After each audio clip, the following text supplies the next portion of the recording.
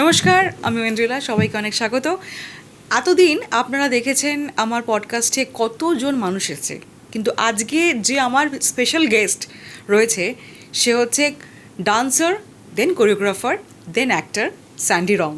নমস্কার, কেমন আছো? নমস্কার সবাইকে, আমি স্যান্ডি।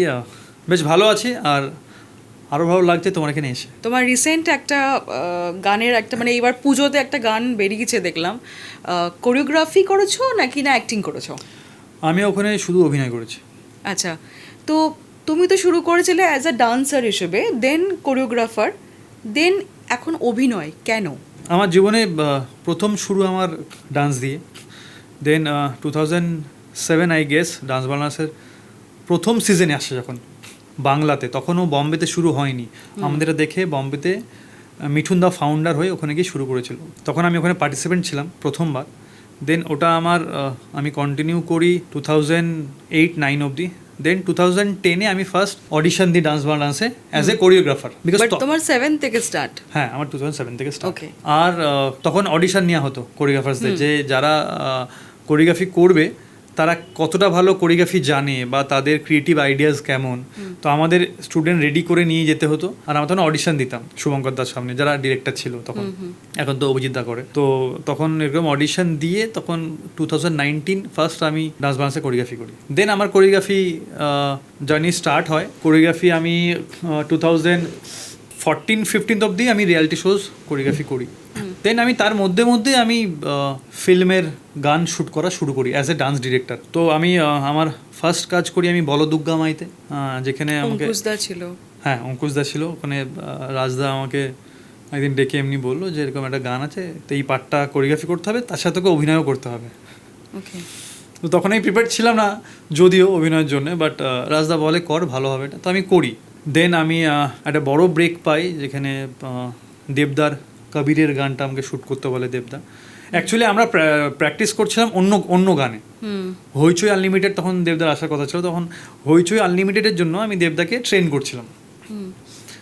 তো দেবদাকে ট্রেন করতে করতে তখন একদিন দেবদাটা গান শোনায়, তো আমি গানটা বেশ শুনি, আর কবিরের টাইটেল ট্র্যাকটা প্রচণ্ড এনার্জেটিক, প্রচণ্ড, মানে আমি শুনে ছিটকে যাই গানটা শুনে। তো দাদাকে বলি এই গানটা শ্যুট করোনি কেন? বলছে এই গানটা সামাও হয়নি, আর ফিল্ম শ্যুট হয়ে গেছে, আর গানটা ওরকম কোনো প্ল্যানিং করিনি আমরা। তো আমি তখন দাদাকে বলি যে তুমি এই গানটা শ্যুট করো, মানে আমার মনে হয় গানটা শ্যুট করা উচিত, এটা দর্শকের সামনে আসা উচিত। অসাধারণ একটা এনার্জেটিক গান, আর গানটার লিরিক্সও প্রচণ্ড ভালো। তো দাদা বলে ঠিক আছে দেখছি, দেখ সিউরিটি নেই করবো কি না, বাট যদি কথা হোক, যদি হয় সেকে বলবো। তো আমি বললাম ঠিক আছে। তো হঠাৎ সাডেনলি একদিন তখন আমি থাকতাম রাজারহাটে, তো রাজারহাট থেকে আমি আসছি দেবদার বাড়িতে দাদাকে প্র্যাকটিস করাবো বলে। তো হঠাৎ দাদার ফোন আসে, ফোন এসে বলে যে কোথায় আছিস? এখন দাদা আসছি, অন দ্য ওয়ে আছি, অ্যাক্রোপলিস মল তখন ক্রস করছি, এখনও মনে আছে আমার। বললো শোন, আজ প্র্যাকটিস করতে পারবো না, কিছু মনে করিস না। অত বড় একজন সুপারস্টার উনি আমাকে ফোন করে বলছে যে কিছু মনে করিস, আজকে প্র্যাকটিস করবো না। আমি লজ্জা পাচ্ছি ফোনে, না দাদা ঠিক আছে, কোনো ব্যাপার না। বলছে শোন, তোকে ওই গানটা শুনেছিলাম। বললাম হ্যাঁ, কবিরের টাইটেল ট্র্যাকটা। বলছে ওটা শ্যুট করবো। শ্যুট করবে কে করছে? তাহলে আমি ক্রিয়েটিভে থাকবো, কিন্তু মানে আমাকে রেখো, দরকার পড়লে আমি কাউকে জল দিতে হলে জল খাওয়াবো, ফ্লোরে থাকবো কিন্তু আমি। তো বলছে যে কে শ্যুট করে? বলে হ্যাঁ, কে করছে? আমি বললাম বাবা যাদব করবে বা শঙ্করায় করবে, বম্বে থেকেও আসবে। তো দাদা বলছে যে তুই শ্যুট করছিস? আমি বলছি মানে কী বলছো? আমি অ্যাক্রোপলিসের সামনে, আমি গাড়ির ব্রেক পড়ে গেছে আমার, মানে আমি সাডেনলি আমি বুঝতে পারিনি, আমার পা ব্রেকে চলে গিয়ে আমি গাড়ি দাঁড়িয়ে গেছে, পিছন থেকে লোকজন হর্ন মারছে আমাকে যে কি হঠাৎ মানে মাঝ রাস্তায় কেন দাঁড়িয়ে গেছো? তো আমি বলছি কী বলছো? বলছে এত প্রশ্ন করছে, তো গানটা পাঠালাম প্রেজেন্টেশন বানিয়ে, কালকে অফিসে আয়। মানে আমার তো অবস্থা খারাপ, যা তা অবস্থা। দেন নেক্সট ডে আমরা অফিসে যাই, অফিসে রুক্মিণীদি থাকে, দাদা থাকে, লালুদা থাকে, অনিকেতদা থাকে, সবাই বসে ঘিরে সেখানে প্রেজেন্টেশন করি, আর সবার মোটামুটি ভালো লাগে। তখন আমরা শ্যুট করি। আর সবথেকে বড় গিফট ছিল আমাকে দাদা জিজ্ঞেস করে যে গানটা কবে রিলিজ করবো, কী কবে করা যাবে? তাই আমার দাদা আমার 1 তারিখে ফার্স্ট এপ্রিল আমার জন্মদিন, তো 1 তারিখ করলে ভালো হয়। আমি আর কি মেরে বলেছিলাম। তো হাসলো আমাদের, বলো ঠিক আছে। আমাকে ঠিক এটা আমাদের এডিট চলছে, রবিদা এডিট করছে, দেখছি আমরা আসা যাওয়া চলছে প্রতিদিন, তার মধ্যে হইচইয়ের প্র্যাকটিসও চলছে, হইচই আনলিমিটেড। যদিও ওটা আমি শ্যুট করিনি, কিন্তু দাদাকে আমি ট্রেনিংয়ের জন্য আমি দাদার সাথে ছিলাম। তো দেন আমাকে 31 তারিখ রাতে ফোন করেছে, বলছে কোথায় আছে? দাদা আমি তো জন্মদিন কাল পার্টি করছি। বলছে কাল সকাল গানটা রিলিজ, আর গানটা তুই মানে ফার্স্ট ছাড়বি, তো অবস্থা খারাপ, সারাত পার্টি করেছি, সকালে ঘুমিয়ে গেছি, মনে নেই আমার, ঘুম থেকে উঠে এক গাদা মিস কল, অফিস থেকে ফোন এসছে, দিয়ে বলছে তাড়াতাড়ি উঠো, গানটা রিলিজ করো। দাদা আমাকে নিয়ে টুইটারে অনেক বড় একটা লিখেছিল। তো আমার মনে হয় যে বেস্ট গিফট। হ্যাঁ, বেস্ট বার্থডে গিফট। আর মানে কোনো জিনিসের পিছনে যদি সৎভাবে পড়ে থাকা যায় বা চেষ্টা করা যায়, সেটা অ্যাচিভেবল একদম। তো লাস্ট আমি কবির করি, দেন হইচই আনলিমিটেডকে ওইটাতে দাদাকে হেল্প করি, দেন আমি সুইচ করি অভিনয়তে।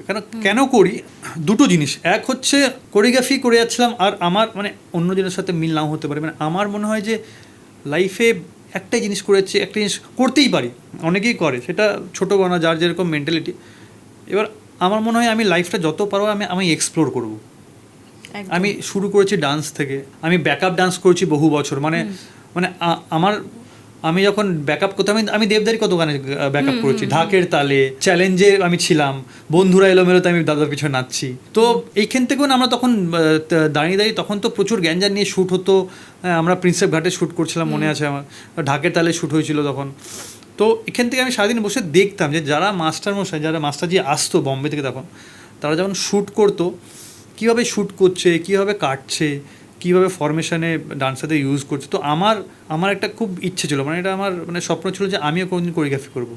ইচ্ছে তো ছিল, সবারই ইচ্ছা থাকে দেবদাকে একবার আমি কোরিওগ্রাফি করবো বা জিদ্দাকে কোরিওগ্রাফি করবো, বা আমি কোনোদিন ভাবতে পারিনি যে আমি সুযোগটা পেয়ে যাবো। তো আমি ঢাকের তালে করেছি চ্যালেঞ্জে যখন বন্ধুরা এলো গানটা সব আমার খুবই মানে আমার সেদিনকে প্রথমবার মনে হচ্ছিলো যে আমি কোনোদিন সুযোগ পেলে দাদাকে নিয়ে শ্যুট করবো।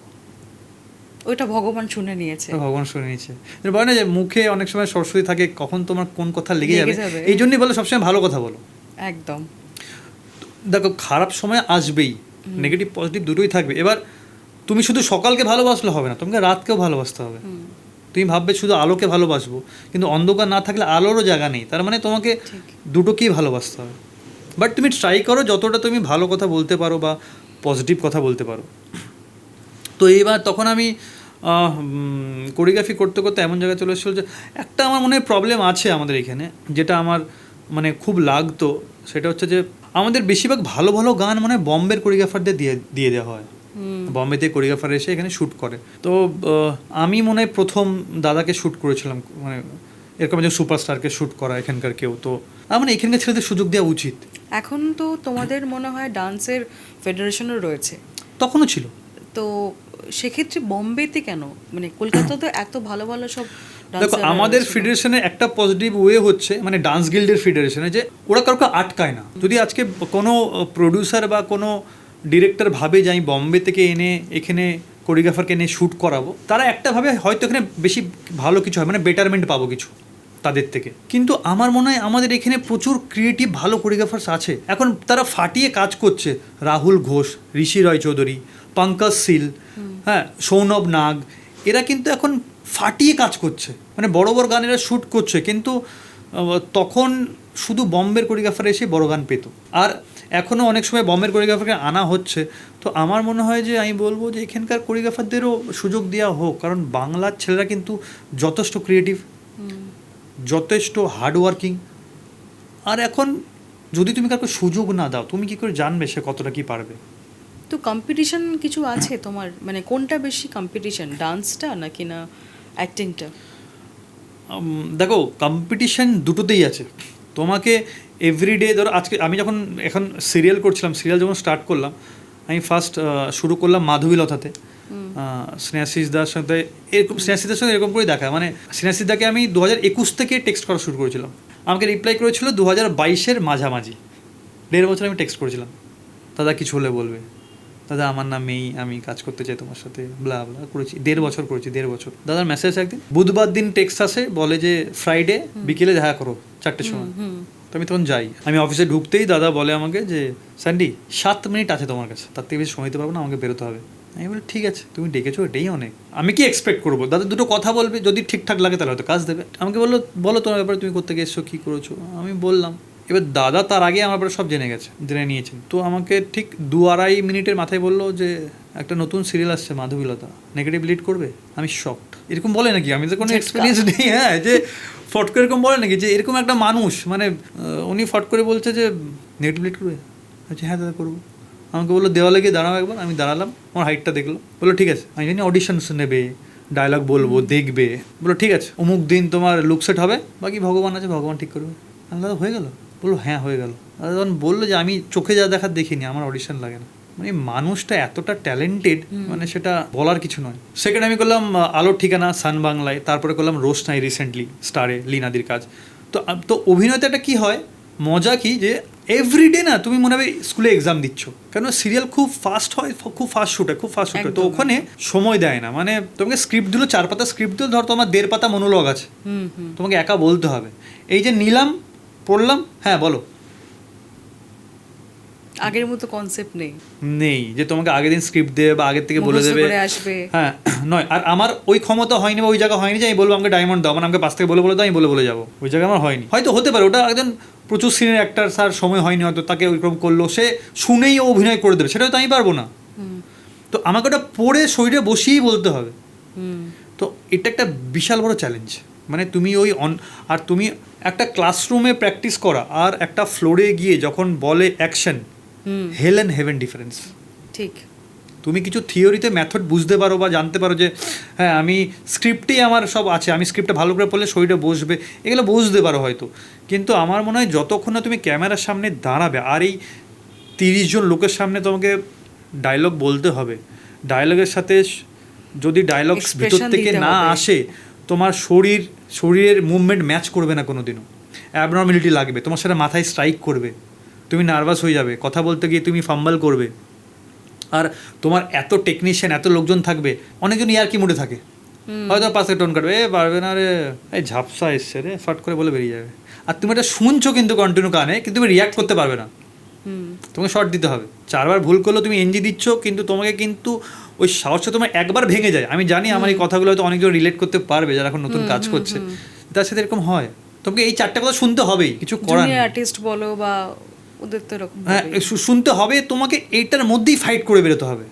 যদি তুমি করতে পারো তুমি উঠে যাবে, আর যদি না করতে তুমি ওখানে আটকে যাবে।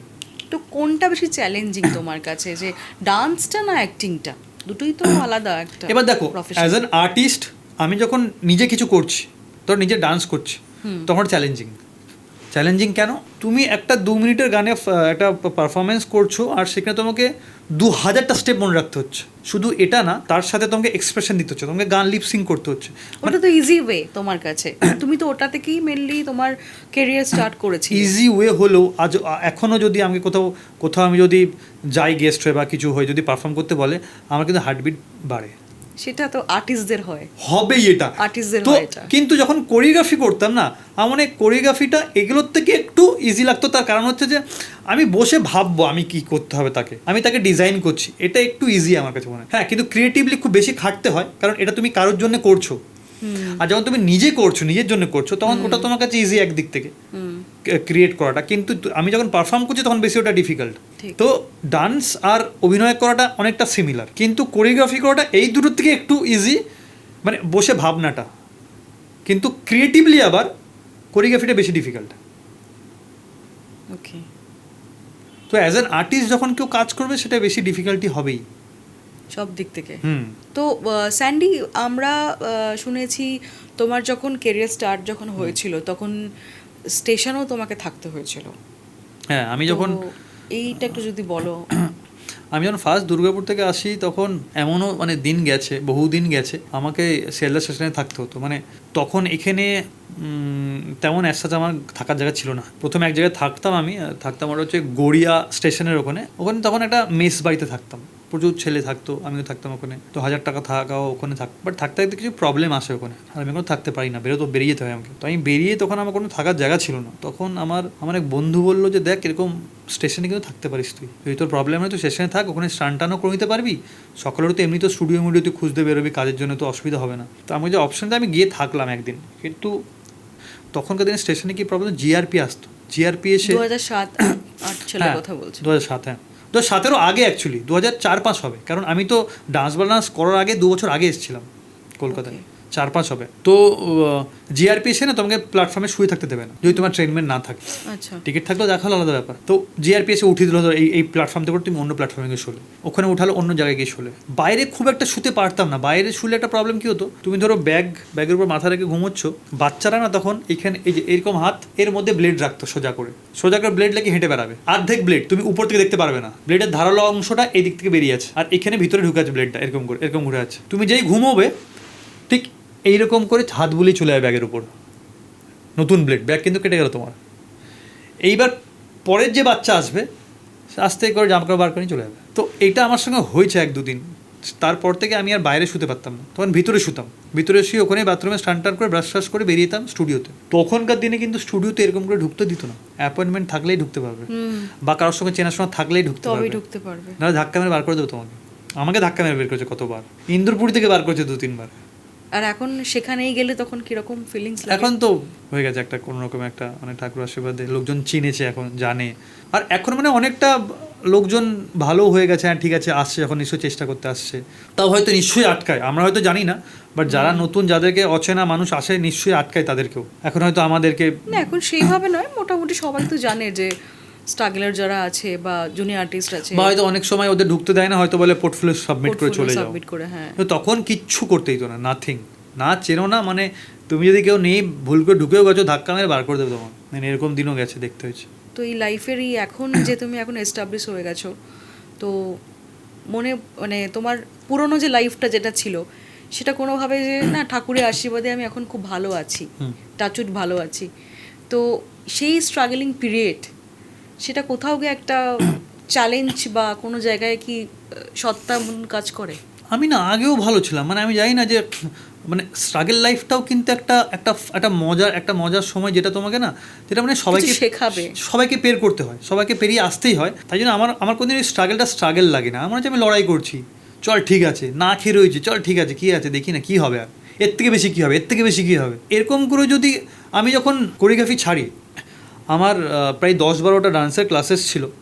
এখনও অনেকে আমাকে মেসেজ করে, স্যার আপনার ডান্সের ক্লাসটা কোথায় আছে, শেখাতে আসবো আমার মেয়েকে বা আমার ছেলেকে। তো যখন আমি ছেড়েছিলাম, আমার একসঙ্গে 10-12টা ক্লাস আমি একসাথে অফ করেছি, আমি কোরিওগ্রাফি অফ করে দিয়েছিলাম। এক্সপেন্স কিন্তু কোনোদিন জিরো হয় না, এক্সপেন্স সেম থাকে। তোমার কিন্তু ইনকাম কমতে পারে, বাড়তে পারে, এক্সপেন্স কিন্তু ওরকমই থেকে যায়। তুমি আজকে যেভাবে লাইফ কাটাচ্ছ, তোমার যদি সারা মাসে 10,000, 15,000, 20,000, 1 লাখ, 2 লাখ যাই হোক, তুমি কাজ করো না করো, ওইটা কিন্তু একই জিনিস থাকবে। ইনকাম হয়তো কমাতে পারে। আমার 2019 যখন ছাড়ি, 2020-তে লকডাউন হয়, আমার ইনকাম 0। আমি আবার বাসে ট্রামে ঘোরা শুরু করি, আমি আবার বাসে উঠি। আমি তার আগে লাস্ট বাসে উঠেছিলাম মনে হয় 2009, অটো বাস করেছিলাম। তারপর থেকে আমি তারপর গাড়ি কিনি, বাইক, গাড়ি, হ্যাঁ আমি নিজের মানে পার্সোনাল জিনিসপত্র থাকে, তো পার্সোনাল ট্রান্সপোর্টেই তখন ঘুরতাম। 10 বছর পর আমার সেম স্ট্রাগল আবার শুরু হলো, সেম জার্নি আবার শুরু হলো। আমি 2020-তে লকডাউনে কাটলো, আমি 21 থেকে আবার বাসে, অটোতে, মেট্রোতে ঘোরা শুরু করলাম। তার জন্য কিন্তু আমার কোনো অসুবিধা হয়নি কোনোদিন। গায়ে লাগছে, লোকজন দেখছে, মানুষই তো ট্রাভেল করবে, তো কী যায় আসে। মানে এত বছর আমি দেখলাম একজন তো বিশাল বড় শিক্ষা দিল, অরিজিৎ সিং স্কুটি নিয়ে ঘুরে বেড়াচ্ছে, লোকজন দেখে হ্যাঁ, কিন্তু আমার মনে হয় এইটাই তো স্বাভাবিক। আজকে আমি ঘরে সিনেমা শ্যুট করে এসে আমি ঘরে বাসন মাজছি বা ঘর মুছছি, এটা তো স্বাভাবিক। আমি রান্না করে নিজে খাচ্ছি, এটা তো ডিসিপ্লিন লাইফ, এটা তোমাকে তো করতে হবে। এর কোনো ওয়ে আউট নেই, কোনো শর্টকাট নেই। হ্যাঁ, এটা কোনো শর্টকাট নেই। Honesty is the best policy, হার্ডওয়ার্কের কোনো বিকল্প নেই। মানে এই ফর্মুলায় চললে আমার মনে হয় যে তোমাকে কেউ আটকাতে পারবে না। আমি আবার শুরু করলাম 0 থেকে। 21-এ কাজ পাইনি, বন্ধুরা আমার এত ভালো ভালো বন্ধু রয়েছে, বাড়ি থেকে তো আমি সারা জীবন হেল্প পেয়েছি। মানে আমি ব্লেসড যে আমি এরকম বাবা মা পেয়েছি, কোনো দিন না বলেনি তুই কর, আমরা আছি। ওই সাপোর্টটা মানে বড় সাপোর্ট। আর তোমার মা যদি বলে দেয় না, আরে হবে না, মানে তুই কর না, আমি আছি, আমার মানে পৃথিবীর যে কেউ লড়াই করে দেবে, যে কেউ যদি মা বাবা বলে দেয়, তোর পাগল নাকি, হবে না মানে কর, আছি। ওই ব্যাপারটাই অ্যাকচুয়ালি খুব বেস্ট, তুমি কেউ আটকাতে পারবে না। আর আমার এত ভালো বন্ধু বান্ধব, মানে আমি জানি না কি করে, আমাকে সবাই হেল্প করে। তো বোম্বে থেকে কখনো ডাক পেয়েছো? বম্বেতে ডাক পেয়েছি। বম্বেতে আমি ছিলাম 2014-15-13 থেকে, অ্যাকচুয়ালি 13-14-15 বম্বেতে ছিলাম। বেসিক্যালি সবাই কলকাতা থেকে বলে বোম্বেতে গিয়ে আমি নিজে একটা জায়গায় দাঁড় করাবো, তো তুমিও তো বেস্ট, এখানে বেস্ট কোরিওগ্রাফার, বেস্ট ডান্সার, প্রত্যেকটা রিনাউন্ড চ্যানেল থেকে তুমি হয়েছো, তো মনে হয়নি যে আমি না কেরিয়ারটা এবার বোম্বেতে সেট করবো? বম্বেতেও আমি গেছিলাম, বম্বেতে আমি কাজও করেছি। আমি বম্বেতে সলমান ইউসুফকে অ্যাসিস্ট করেছি, আমি মাধু দীক্ষিতকে কোরিওগ্রাফি করেছি, আমি সুমিত সাইলকে অ্যাসিস্ট করেছি যারা এখন মির্জা করলো। হুম।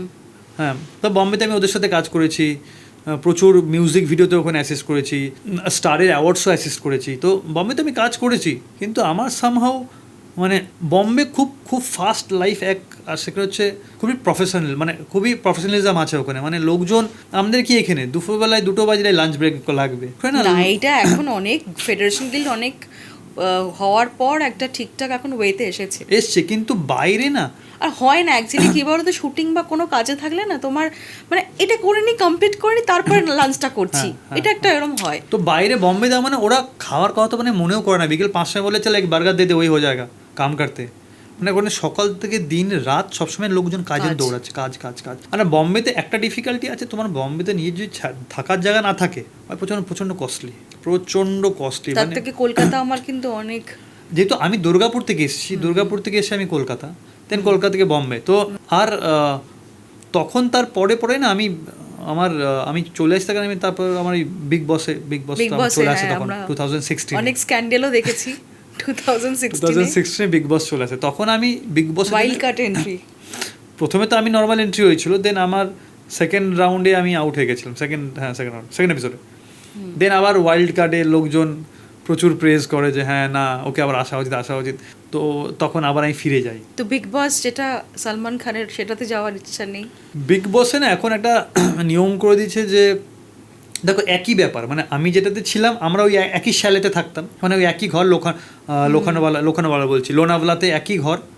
ওখানে আমরা যেখানে থাকতাম ওখানে হিন্দিরাও থাকে, ডিরেক্টরও সেম, পুরো ক্রুও সেম, ওকে, গেমগুলোও সেম, মানে আমি সব জানি ভিতরে আচ্ছা কি করে কি হয়। তাই জন্য শুধু অপারেটিং এখান থেকে হতো না, ওখান থেকে সব ওখান থেকে। টেলিকাস্ট সামনে বাংলাতে হতো শুধু। ওকে, বাংলা বিগ বস সিজন 1টা হচ্ছে অন্য জায়গায় হয়েছে, ওইখানে হয়নি। ওরা একটা সেট বানিয়ে করেছিল, কিন্তু সেটা অত ক্লিক করেনি, যেটা সিজন 2টা ক্লিক করেছে যতটা। আচ্ছা, সিজন 2টা আমরা লোনাওয়ালাতেই হতো, ও সেম জায়গা, সেম ডিরেক্টর, এন্ডাওয়ালি করেছিল। আচ্ছা, শুধু হোস্ট আলাদা আমাদের জিদ্দা ছিল, জিদ্দা ওখানে ছিল। সালমান খান করে। তার মানে ওদের সাথে তোমাদের দেখাও হয়েছে এরকম পাশাপাশি তো? হ্যাঁ হ্যাঁ, আচ্ছা, দেখা হচ্ছে সেই টাইমে। তখন ওদেরও যখন বাংলাটা হচ্ছিল ওদের শ্যুট হচ্ছিল না, কিন্তু ওদের ওই আমাদেরটা শেষ হলো, ওদের শুরু হবে, রেডি হওয়া চলছিল। ওকে, মানে এখনো তো বিগ বসের এই যে এত উইনার সব হচ্ছে, তো তোমার ওখান থেকে কখনো আবার মনে হয়নি যে হিন্দিতে করি? ওরা ফট করে এরকম করে পুরনো পার্টিসিপেন্ট ডাকতে চায় না, খুব রেয়ার ডাকে, তুমি দেখবে ডাকেই না, মানে হ্যাঁ, এরকম ডাকিনি পুরনো পার্টিসিপেন্ট ডাকতে চায় না। তার কারণ আমি তো সব জানি, টাস্ক কী করে ফুলফিল করতে হবে, কোথাতে কী হবে, কোথাতে কী আসবে। একটা জোকার এসে কিছু বলছে, ওকে আমি জানি, ও কী করতে পারে আমি জানি। তাই আমি যদি সব জিনিসটা জেনেই যাই, এটা তো ধাঁধা একটা, বেসিক্যালি গেম অফ থ্রোনসের মতন, মানে ডিরেক্টর সব খেলায়। এটা কিন্তু কোনো স্ক্রিপ্টেড না, সবাই জানে স্ক্রিপ্টেড, অনেকজন ভাবে স্ক্রিপ্টেড। আমি বলে দিই, বিগ বস কিন্তু এক ফোটাও স্ক্রিপ্টেড নয়, ইনস্ট্যান্ট। এটাই হচ্ছে ডিরেক্টরের খেলানো। তো বিগ বস, দেন ডান্স, দেন অ্যাক্টিং, এত কিছু হয়ে যায়, তো কবে বিয়ে করছো? কবে বিয়ে করছো, এটা খুব ডিফিকাল্ট প্রশ্ন, জানো তো। দেবদা করছে না কেন এখন? এটা কোনো কোয়েশ্চেন হলো? আমার মনে হয় যে আমি একটু ভয় পাই ইন দ্য সেন্স তোমার রেসপন্সিবল। বন্ধুরা সবাই কিন্তু সেটেল, হ্যাঁ অলমোস্ট সবাই, হ্যাঁ, যাদেরকে আমি চিনি সবাই সেটেল। আমার মনে হয় আমি রেসপন্সিবিলিটিকে একটু ভয় পাই হয়তো, মানে দেখো তুমি যে ডান্সের রেসপন্সিবিলিটি রয়েছে তোমার, অ্যাক্টিং এর রয়েছে, তো তোমার বিয়ে অসুবিধা করো? মানে আমার এরপর ইচ্ছে, আমার পার্সোনালি ইচ্ছে যে দেখো ডান্স নিয়ে না সব জায়গায় সব ইন্ডাস্ট্রিতেই ফিল্ম হয়ে গেছে, মানে বম্বেতে হয়ে গেছে, সাউথে হয়ে গেছে, বাংলায় এখনো কিছু হয়নি এখনো কিচ্ছু হয়নি। আমার মনে হয় এইটাই একটা ভার্জিন প্লেস। আজ পর্যন্ত তুমি যা সিনেমা দেখেছো বাংলায়, ইমোশনস তো সব হয়ে গেছে, ভালোবাসা, লড়াই, ফাইট, সাসপেন্স, এভরিথিং হয়ে গেছে। তুমি এক্সট্রা কী করবে, কী করে নেবে? ঘুরিয়ে ফিরেই হবে, শ্যুট হয়তো ডিফারেন্টলি হবে সবার, গল্প সবার অন্য, কিন্তু সামহাও যেটা মেন সেটা তো হয়েই গেছে। মানে ডান্সই একটাই ভার্জিন আছে যে এখনও নাচ নিয়ে কিছু হয়নি। আর না, তুমি যত লাইফে অ্যাচিভ করতে থাকবে তোমার স্বপ্নও বাড়তে থাকবে। আমার খুব ইচ্ছে যদি ডান্স নিয়ে একটা বাংলায় একটা ফিল্ম হোক বা ওয়েব সিরিজ হোক, হোয়াট এভার ইট ইজ, যে কোনো একটা যদি হয়, তার আজকের দিনেও না আমার মনে হয় ডান্সারদের জায়গা অনেক নিচু করে রেখেছে সোসাইটিতে। আমার এটা একটা বহুত বড় প্রবলেম ছিল যে আমি কাউকে ছোট বড় করছি না, কিন্তু আমার তুমি মনে হয় ডান্স করো মানে ক্লাসিক্যাল ডান্স ফাইন, কিন্তু হ্যাঁ। তুমি যদি কোনো Western বা hip hop তুমি western যদি hip hop করো, তো শর্ট শর্ট তাদের- ড্রেস পরতে হয়, ড্রেসের ঠিক নেই। দেখো বাইরে অনেক সময় এমনও হয় ওই করে যে কিছু বিনা ড্রেসেও যারা ডান্স করে। দেখো ডান্স হচ্ছে একটা একটা মানে এটা আর্ট। এটা একটা মানে বলে না যে তুমি তুমি ধরো আজকে ধরো শিবের সামনে আমি তাণ্ডব করবো বা আমি ভালোবাসা, তুমি যাই দেখাবে এটাই একটা ওয়ে, তুমি নিজের রাগ ভালোবাসা ইমোশন সব দেখাতে পারবে, কিন্তু নন ভায়োলেন্স ওয়েতে। তুমি কাউকে ক্ষতি করতে হবে না, তুমি রেগে গেছো কাউকে মেরে দিচ্ছ না, তুমি নিজের শরীর দিয়ে নাচ করে তাকে বোঝাচ্ছ যে আমি রেগে রয়েছি। এটা বিশাল বড় একটা প্লাস পয়েন্ট হিউম্যান লাইফের জন্য, যে আমি উইদাউট মানে ভায়োলেন্স আমি কিন্তু সামনে মানুষকে বোঝাতে পারছি আমি রেগে রয়েছি। এটার বডি আর্ট একটা, এটার কালচার, এটা বিশাল বড় জিনিস, এটা ভাস্ট জিনিস একটা। তো আমার মনে হয় নাচ নিয়ে যদি এখানে কিছু হয়, এটা আমাদের ডান্সের কমিউনিটিটাকে উঠাবে, পুশ করবে অনেকটা উপরের দিকে, আর এটা হওয়া উচিত। প্রডিউসাররা যারা আছে তারা শুনবে, তারা যেন এই দিকটা ভাবে, এটাই বলবো। হ্যাঁ একদমই, মানে প্রত্যেকটা ওটিটি অ্যাপকে বলছি আমি বা প্রডিউসারদের বলছি, মানে অনেকে বলবে হয়তো চলবে না বা লোকে কি পছন্দ করবে। আজকের দিনে সব থেকে বেশি টিআরপি দেয় মানে নন ফিকশন, ফিকশনের থেকে বেশি। তার মধ্যে আমার ডান্সটা তুমি প্রত্যেকটা বাড়িতে একটা করে বাচ্চা বা বড় বা মাঝারি কেউ মেয়ে ছেলে যেই হোক তুমি পাবেই পাবে। কারণ কি আমার মনে হয় ডান্স দিয়ে খুব তাড়াতাড়ি মানুষ ফেম পেয়ে যাচ্ছে। পাড়ার প্রোগ্রামে আমার মেয়ে বা ছেলে নাচবে, একটু ভালো নাচলো, ব্যাস পাড়াতে নাম হয়ে গেল। কলেজে স্কুলে নাচলে নাম হয়ে গেল, তুমি রিয়ালিটি শোতে সুযোগ পেলে নাম হয়ে গেল।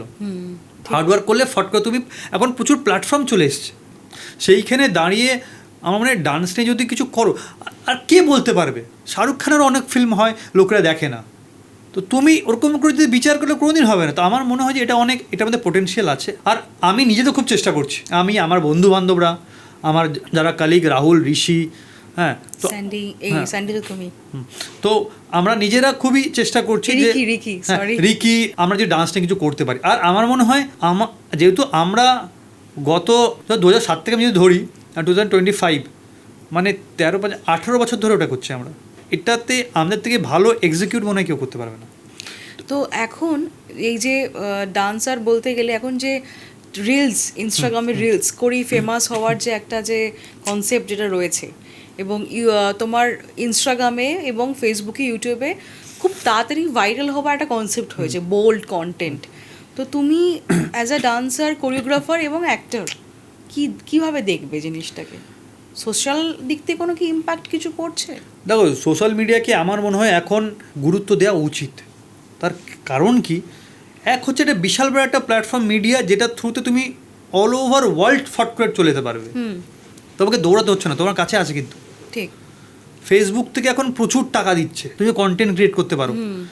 ইনস্টাগ্রাম থেকে তুমি ব্র্যান্ড কোলাবোরেশন পাবে। আমি কত কাজ পাই সোশ্যাল মিডিয়া থেকে। তুমি যদি নিজে, আর আজকের দিনে তুমি ওরকম নেই যে তুমি প্রচণ্ড ট্যালেন্টেড ঘরে বসে থাকবে, তোমাকে ঘর থেকে তুলে নিয়ে গিয়ে কেউ কাজ দেবে, কেউ দেবে না, কেউ দেবে না।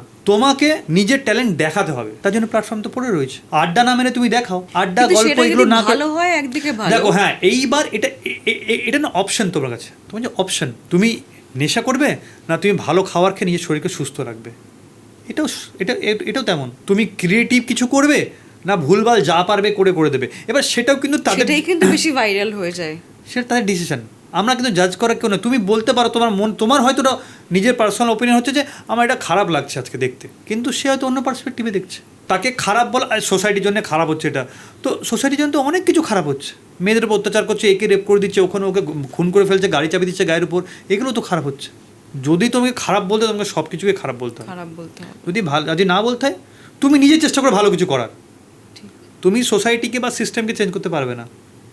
বেটার তার পিছনে না দৌড়ে তুমি ভালো কিছু করো। যদি তোমাকে দেখে হয়তো আরও 4 জন ভালো কিছু করবে, ওই 4 জনকে দেখে আরও ভালো কিছু করবে। মানে ওরা যখন দেখাচ্ছে খারাপ দিয়ে ভালো হবে, খারাপ দিয়ে ট্রেন্ডিংয়ে যাব, আমি ভালো হয়ে ট্রেন্ডিং করে দেখাই না, এটাও তো অপশন হতে পারে। সেক্ষেত্রে তোমার কিন্তু ফলো বলো বা লাইকস আসে না, অনেকেই আছে। কিন্তু দেখো কনসিস্টেন্সি যদি থাকে, তুমি যদি এভরিডে বা রীতিমতো অনেকগুলো বছর ধরে ভালো কিছু দিচ্ছ, হবে। কেন হবে না? এখানে আমাদের কত ভালো ভালো ইনফ্লুয়েন্সার আছে, মুকুল, প্রেরণা, এদের যে গ্রুপটা কি ভালো কাজ করছে, ফাটিয়ে ভালো কন্টেন্ট দেয়। তো এরকম কখনো হয়েছে যে তোমার ধরো কোনো জায়গায় অডিশন হলো বা কোনো জায়গায় গেলো, সেখানে এই ইনস্টাগ্রামার বা ইউটিউবাররা ওরা চান্স পেলো, বা তোমার সেক্ষেত্রে তুমিও একজন ফেমাস কোরিওগ্রাফার থেকে ডান্সার কোরিওগ্রাফার থেকে তুমি অ্যাক্টর হয়নি বা কোনোভাবে? আমি না প্রথম থেকে একটু সোশ্যাল মিডিয়া ঘেঁষাই। কাউচ কথাটা বলছি বেসিক্যালি। আমি প্রথম থেকে আমি সোশ্যাল মিডিয়া ঘেঁষাই একটু আছি, মানে আমি প্রথম থেকেই ফেসবুক করতাম, ইনস্টাগ্রাম করতাম, তাই জন্য আমার এই দুটো জায়গাতেই প্রচুর ফলোয়ার্স আছে অলরেডি। তাই জন্য আমি আমি আমি কোথাও গিয়ে এরকম খুব একটা ফিল করিনি এখনো অবধি, তার কারণ আমারও ভালো ফলোয়ার্স আছে, যেটা দেখে লোকজন এমনি বলে হ্যাঁ চল ঠিক আছে এর ভালো পপুলারিটি আছে। কারণ কি আমি প্রথম থেকেই একটু ক্যামেরা ঘেঁষাই ছিলাম, কিন্তু মানে আমি যখন কোরিওগ্রাফি করতাম ডান্স বানাসে, অন্য কোরিওগ্রাফাররা যতটা একটু শাই ফিলে থাকতো, আমি কিন্তু প্রথম থেকেই আমি কিন্তু চেষ্টা করতাম যে একটু ক্যামেরার সামনে আসবে, একটু ক্যামেরার সামনে আসবে। তার কারণ আমার ক্যামেরার প্রতি খিদে। হ্যাঁ, তার কারণ আমার শুরু কিন্তু SMPI থেকে। ও, সবই সম্রাটদার হ্যাঁ, তো দুদিক থেকে সম্রাট স্যারের ওখান থেকে আমার শুরু। বাট তারপর মানে আমি ওখানে অভিনয় আর অ্যাক্টিং, পার্সোনাল ডেভেলপমেন্ট সবই করেছিলাম, কিন্তু সামহাও আমাকে ডান্স টেনে নিয়েছিল। সেই সময় ডান্স বাসের অডিশন শুরু হয়, আমি তখন অডিশন দিয়ে সুযোগ পেয়ে যাই। তারপরে আমি ডান্সে ঢুকে যাই, কিন্তু আমি এসেছিলাম কিন্তু অভিনয় করতে, এসেছিলাম কিন্তু অ্যাক্টিং করতেই। সেটা এতদিন পর আফটার 15-16 ইয়ার্স। তার মানে ডান্সটা তোমার ইনবর্ন ছিল? না গো, ছিল না। সারা জীবনেই মার্শাল আর্ট করে এসেছি, ফুটবল খেলে এসেছি, ক্রিকেট খেলে এসেছি। আমি ঋত্বিকের ধুম যখন বেরোয়, ধুম মাচালে ওই গানটা দেখে আমি প্রথম ভেবেছিলাম যে ভাই কি ডান্স করে ঋত্বিক রোশন। তো সেই সময় আমার প্রথম মনে হয়েছিল যে আমি যে নাচটা নিয়েও ভাবতে পারি। দুর্গাপুরে আমার এক স্যার ছিল আজাদ সিং বলে, তার কাছে আমি নাচে ভর্তি হই, কিন্তু আমি না, যেহেতু আমি মার্শাল আর্ট করতাম, আমার সব টাইট ফিগার আসতো, তো আমি করতে পারতাম না। ওখান থেকে শিখতে আমি তারপরে ইউটিউবে দেখা শুরু করি ঋত্বিকের ডান্স দেখে আমি সারা দিন রাত প্র্যাকটিস করতাম, দিন রাত খাওয়া নেই দাওয়া নেই প্র্যাকটিস করতাম। ওই যে প্র্যাকটিস করতে করতে আমার শরীরে চলে আসে, মানে আমি যখন 17-18 তখন আমি ডান্স শুরু করি প্র্যাকটিস করা। দেন আমি কলকাতা আসার পর আমি ইউটিউব দেখে প্র্যাকটিস করতে ডান্সটা আমার মধ্যে আসে, আর তারপরে আমি ডান্স থেকে মানে 10-15 বছর বেরোতে পারি না। এই করে আমি ডান্সের জার্নি শুরু করি। তখন আমি মার্শাল আর্ট তখনও করতাম, পরেও আমি MMA করেছি, এখন আমি আর্ম রেসলিং করি। আমি মানে আমার মনে হয় ফ্রি টাইমে ফিটনেসে থাকা ভালো। আমি রিসেন্টলি আর্ম রেসলিংয়ে আমরা ওয়েস্ট বেঙ্গল থেকে ন্যাশনাল খেলে এলাম। বাহ।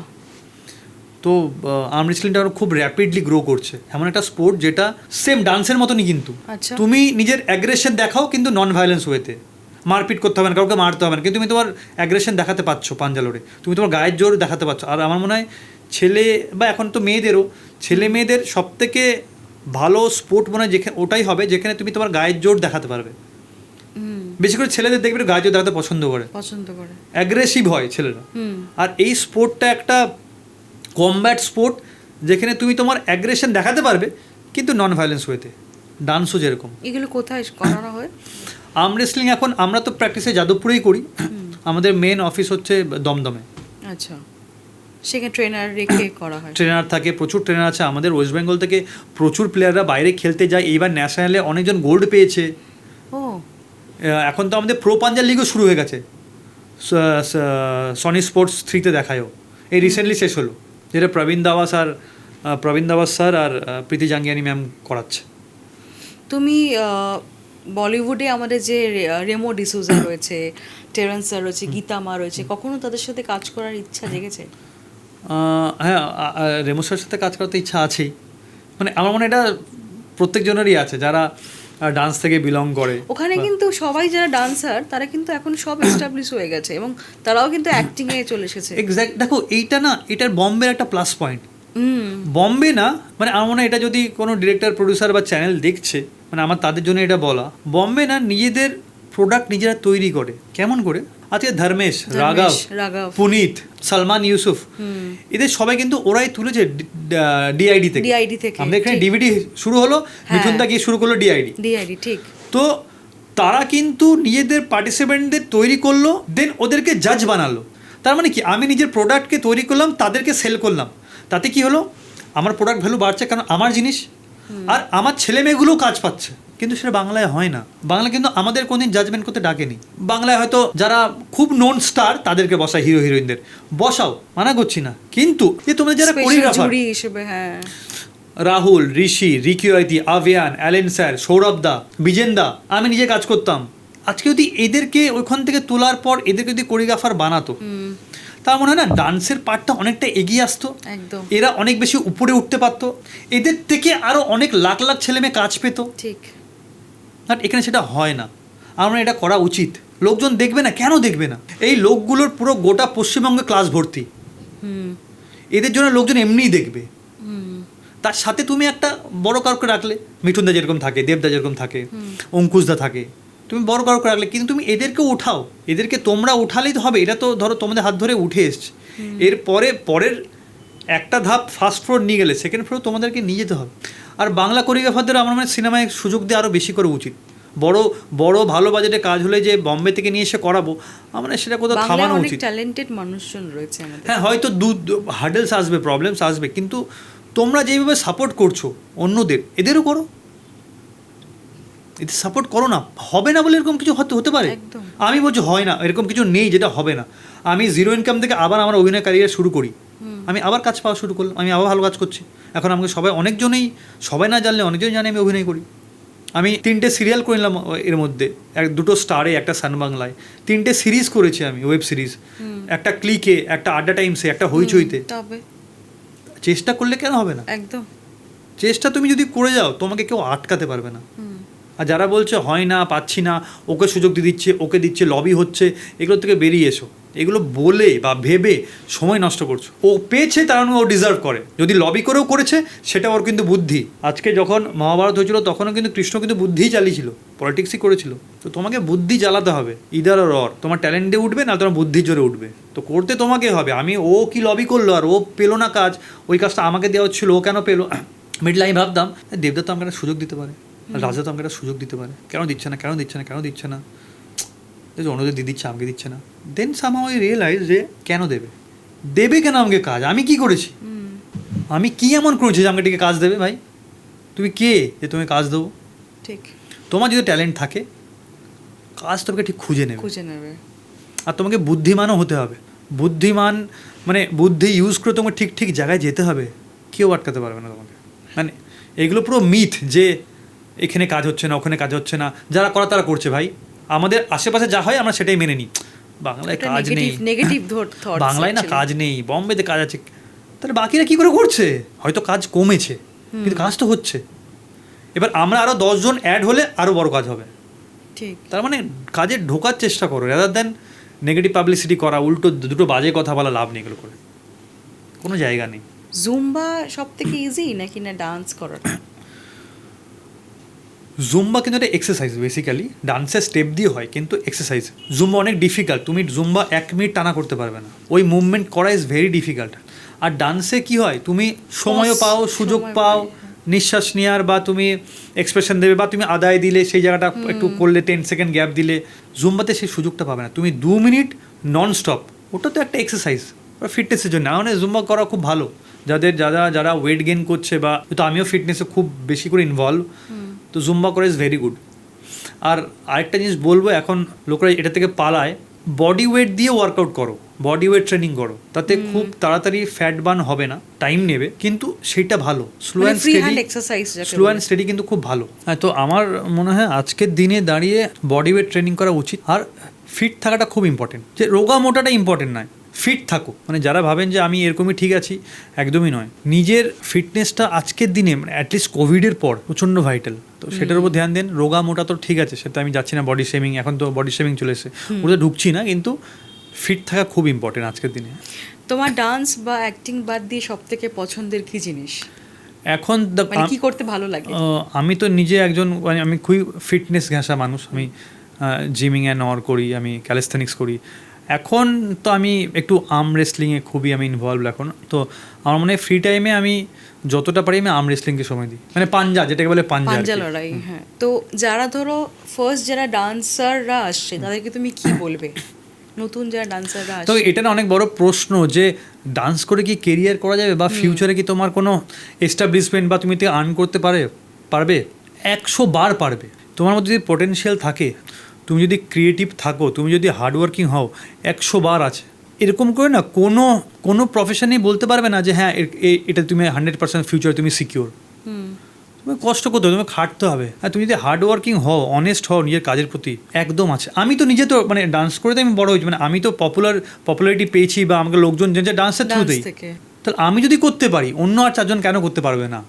স্টেজে ধরো যে ডান্সাররা বা নতুন যারা ডান্সাররা বা তুমিও যখন স্টেজ ডান্স করো, তখন সেটা চ্যালেঞ্জিং ব্যাপার থাকে না, সেটা কিভাবে ফেস করবে যদি তোমার নিউ ডান্সারদের যদি বলো, আপকামিং ডান্সারদের যদি বলো কিছু টিপস। এই জন্য প্র্যাকটিস খুব ইম্পর্টেন্ট। আমরা মানে অনেক সময় বেশিরভাগই মানুষ ভাবে যে রিহার্সাল প্যাডে না আমরা হালকা করি বা স্যাডো প্র্যাকটিস করি, ফুল অন করি না। তো এইটা খুব বড় প্রবলেম কিন্তু। আর ফুল অন না করি বলে আমরা এক্সপ্রেশনটাও দিই না, আমরা ভাবি যে আমরা স্টেজে করে নেবো, হয়ে যাবে স্টেজে।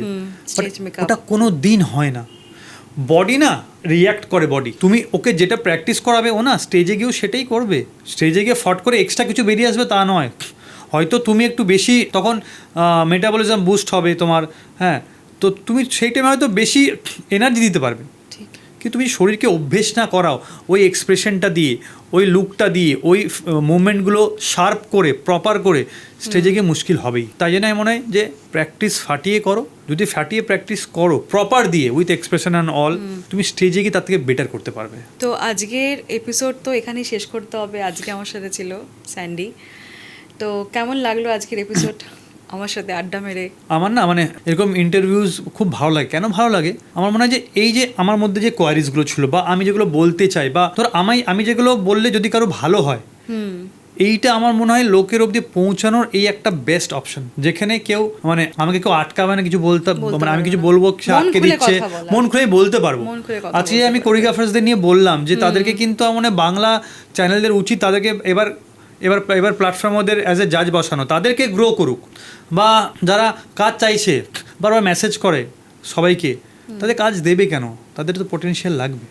বা সিনেমা বানানো উচিত, এক তো ডান্সের সিনেমা বানানো উচিত। আর সেকেন্ড হচ্ছে যেটা ফিউচার, যেটা বম্বেতে শুরু হয়ে গেছে, এখানেও হচ্ছে আস্তে আস্তে, ইন্ডিপেন্ডেন্ট ওয়ার্ক, এটাই কিন্তু ভবিষ্যৎ। আজ কিন্তু সব হিরোরা নিজেদের হাউস করে নিয়েছে। আচ্ছা বম্বে দেখো, আয়ুষ্মান খুরানা নিজের কাজ আলাদা করে, এরকম বিকি কৌশল, এরকম অনেকজন আছে, বিদ্যুৎ জামওয়াল, হ্যাঁ সব। তো ইন্ডিপেন্ডেন্ট ওয়ার্কই কিন্তু ফিউচার। টিম বানাও, নিজেদের টিমকে পিচ করো, চেষ্টা করো, সবাই মিলে ইনপুট দাও, কাজ করো, সবাইকে যেন হেল্প করতে পারি, এটাই হচ্ছে মেন। কারোর জন্য দাঁড়িয়ে থেকে কিচ্ছু হবে না। যা পারবে নিজে এগোতে থাকো, যেখানে তোমার যাওয়ার তুমি ঠিক চলে যাবে, কিন্তু তুমি নিজে এগো, ঘরে বসে থেকে লাভ হবে না। এটাই তো। আমার শো সম্বন্ধে যদি কিছু অডিয়েন্সকে বলো, টকবক উইথ ওয়েন্দ্রিলা সাবস্ক্রাইব, লাইক। হ্যাঁ অবশ্যই টকবক উইথ ওয়েন্দ্রিলা অবশ্যই সাবস্ক্রাইব করুন। তার কারণ হচ্ছে এত ভালো ভালো কন্টেন্ট বেরিয়ে আসছে। আমি নিজেই দেখছিলাম আগের দিন, ওর এখন ইনস্টাগ্রাম দেখলাম লোকজন ভালো ফলো করছে ওকে, ইউটিউবে দেখলাম, ফেসবুকে দেখছি। এবার লোকজন ফলো করছে কেন?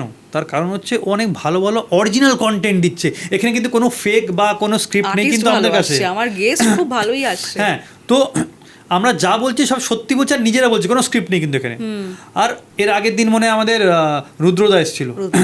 তো এত ভালো ভালো আর্টিস্ট পাচ্ছেন, আর এনাদের এত এক্সপিরিয়েন্স বেশি, সেগুলো আপনাদের সঙ্গে শেয়ার করছে, জানতে পারছেন। আমরা কিন্তু আগে এগুলো জানতে পারতাম না, আমরা অ্যাজিউম করতাম উনি মনে হয় এরকম। এখন কত সুবিধে হয়ে গেছে। টকবক উইথ ওয়েন্দ্রিলা মানে এসে আপনাদের এই যে মেলবন্ধনটা, এই যে মিডিয়াটা, এটা কিন্তু বিশাল বড় একটা প্ল্যাটফর্ম। তো এটা আপনাদের জন্য যেহেতু করা, আপনারা সাপোর্ট করুন। আপনারা পাশে থাকলে ও বড় হবে, বড় হলে আরও ভালো করে করবে। আর যে পাশে না থাকুন তাহলে ওটা বন্ধ করতে হবে। তাই জন্য আমি বলছি, আরও কিছু ইন্ডাস্ট্রি নিয়ে জানার বা ইন্ডাস্ট্রির বাইরের লোকদেরও সম্পর্কে জানার জন্য সাবস্ক্রাইব করুন টকবক উইথ ওয়েন্দ্রিলাকে। দেখা হচ্ছে। নমস্কার।